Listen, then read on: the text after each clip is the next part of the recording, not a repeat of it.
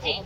আমরা দেখেছি তাকে কিভাবে নির্মম ভাবে হত্যা করা হয়েছে এবং সেই হত্যা মামলা কিভাবে ধামাচাপা দেওয়ার চেষ্টা করা হচ্ছে। তারা বারবার বলছে যে কিশোর কর্তৃক তাকে হত্যা করা হয়েছে, তাকে অন্যভাবে হত্যা করা হয়েছে, কিন্তু তারা বারবার তাদের দায় অস্বীকার করে যাচ্ছে। বৈষম্য বিরোধী ছাত্র আন্দোলন তাদের পেজ থেকে একটি বিবৃতি দিয়েছে, যেখানে বলা হয়েছে ছাত্রদল নাকি অপপ্রচার চালাচ্ছে। তাহলে কিভাবে সেখানে তুষারের নাম থাকে, কিভাবে সেখানে নিয়ালির নাম থাকে?